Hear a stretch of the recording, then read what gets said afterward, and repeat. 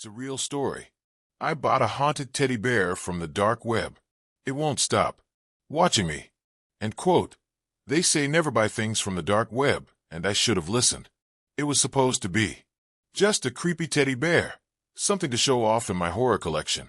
But ever since it arrived, I haven't had a peaceful night. And now, I don't think I ever will. End quote. Story. I don't know why I did it. I mean, I love horror stuff, but buying a supposedly haunted teddy bear from the dark web? That was next level stupid. It wasn't expensive, just $20, and a warning in the description. End quote. Do not purchase. He chooses you. End quote. I laughed at that part. Probably some elaborate prank. But I hit buy anyway. The package arrived 3 days later in a battered box with no return address. When I opened it, a wave of musty air hit me. The teddy bear looked old, way older than it had seemed in the listing. Its fur was matted, its button eyes were dull, and its stitched mouth was crooked as if someone had sewn it shut in a hurry. I shrugged it off and placed it on my shelf. That night was the first time I heard it. I was half asleep when I heard a soft rustling sound, like fabric moving. I turned on the light and scanned the room. Nothing. I sighed and rolled over. Probably just my mind playing tricks on me. Then, just as I closed my eyes, a whisper. End quote. I see you. End quote. My body went cold. I jolted upright and grabbed my phone's flashlight. My heart nearly stopped. The teddy bear had fallen from the shelf. I tried to laugh it off. Maybe it just toppled over. I picked it up, placed it back on the shelf, and forced myself to sleep. The next morning, I woke up with it lying next to me. That was when I started feeling watched. No matter where I put the bear, it always seemed to move. I'd find it in the kitchen, in the bathroom. Once, I came home to see it sitting at my desk, facing my laptop. And then, the nightmare started. Every night, I'd dream of something heavy sitting on my chest, pressing down, suffocating me. In my dreams, I could see its black button eyes inches from my face, its stitched mouth twitching. One night, I woke up gasping for air, my body frozen. Sleep paralysis. I could feel something standing at the edge of my bed, watching, waiting. And then, slowly, it climbed onto me. The pressure grew heavier. I tried to scream, but my throat was locked tight. I could only stare as the bear's stitched mouth split open. A voice, dry and cracked, like an old record, whispered in my ear. End quote. You brought me here. Now we play. End quote. I woke up drenched in sweat, shaking. The bear was nowhere to be seen. I jumped out of bed, my heart racing, and searched the entire room. Then I heard it. That eerie, childlike giggle. I spun around. The bear was sitting on my dresser, its head tilted, smiling. That was it. I grabbed it, stuffed it into a bag, and drove to the nearest bridge. I tossed it into the river, watched it sink, felt relief for the first time in days. Think it's over? Think again. I slept peacefully that night. No whispers, no giggles, no nightmares. But the next morning, I woke up, stretched, felt light, normal, until I turned to my nightstand. My stomach dropped. There it was, the teddy bear, soaking wet, sitting upright, waiting. A new text appeared on my phone. No number, just a message. End quote. You can't get rid of me. End quote. I threw my phone. My breathing was ragged. My mind was racing. And then my closet door creaked open. Slowly. Inside, in the pitch-black darkness, something shifted. A pair of tiny, button eyes stared back at me. And then the whisper came again. End quote. Now it's your turn to hide. End quote. OUTRO, call to action. End quote. I don't know what to do. I tried everything. I burned it. I buried it. But it always comes back. Please, if you have any idea how to stop this, tell me in the comments. Before it finds me again. Title. End quote. Never answer a call from your own number. Here's why. Full story. End quote. Intro. Upbeat but eerie tone. End quote. Hey guys.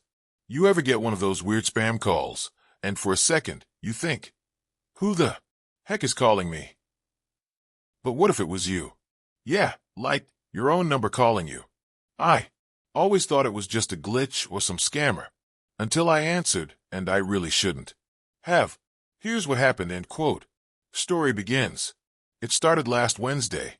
I was home alone, scrolling through my phone, when I got a call. I almost ignored it, just another random number. But then I saw who was calling. It was me. Like, literally my own number. Now, I've heard about scams that do this, but something about it felt off. On impulse, I answered. And that's when I heard it. At first, there was just breathing. Slow. Ragged. Like someone was just waiting for me to speak. End quote. Hello. End quote, I finally said. And then, in a voice that sounded exactly like mine, I heard. End quote. Don and hashtag 39. T let him in, end quote. Chills ran down my spine. End quote, what, end quote. Silence. And then the call ended. I stared at my phone, heart racing. Maybe it was a prank? Some weird scammer using a voice changer? I tried calling back, but my number didn't exist. It was like the call never happened. I was freaked out, but I tried to shake it off. Weird things happen, right? But then, someone knocked on my door. I froze. It was nearly midnight. Who would be at my door? I slowly walked to the peephole, and when I looked through, I saw myself. Not a twin. Not someone who looked like me. It was me. Same clothes. Same expression. Same phone in their hand. They were just standing there, looking straight at the door. And then, they knocked again. My phone buzzed in my hand. Another call. My number. Again. I backed away from the door. My heart was pounding. My brain was screaming, do not answer, but my fingers moved on their own. I picked up, and the voice, the one that sounded just like mine, whispered, "Whatever you do, don't open the door." My stomach dropped. I turned back to the peephole, and now, the other me was smiling, a wide, unnatural grin. And then, they started knocking faster, louder, banging on the door, like they knew I was listening. I stumbled back, my breathing shallow. My phone was still in my hand, and I stared at the screen, hoping, praying, the call wasn't real. But the call timer was running. I was still connected. Then the voice on the line spoke again. End quote. He and hashtag 39. Not me, end quote. I squeezed my eyes shut. End quote. Who are you? End quote. I whispered. No response. Just the sound of something scraping against the door. I looked through the peephole again. The other me wasn't smiling anymore. Their face was wrong. Their mouth was stretched too wide, eyes too dark, like something was wearing my face, but didn't know how to use it. And then they spoke. End quote. Let me in, end quote. My phone buzzed with another text. It was from my number. It just said, end quote. If you let him in, you take his place, end quote. My hands were shaking. I turned my phone off and backed away from the door. I wasn't going to let that thing inside. And then the knocking stopped. Silence. I held my breath. Maybe it was over. Maybe it was just some elaborate nightmare. But then, from inside my house, end quote, let me in, end quote, I spun around. My bedroom door was open, wide open, and standing in the doorway was me.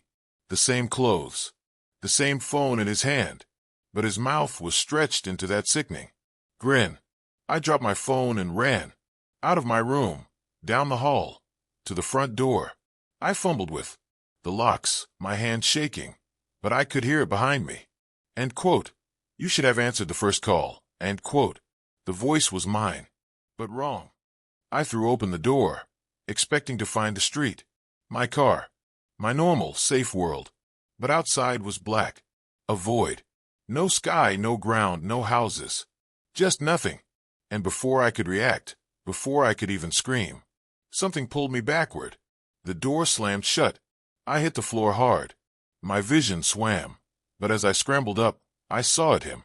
My double standing over me, tilting his head. End quote. You took too long, end quote. And then, everything shifted. Suddenly, I wasn't on the floor anymore.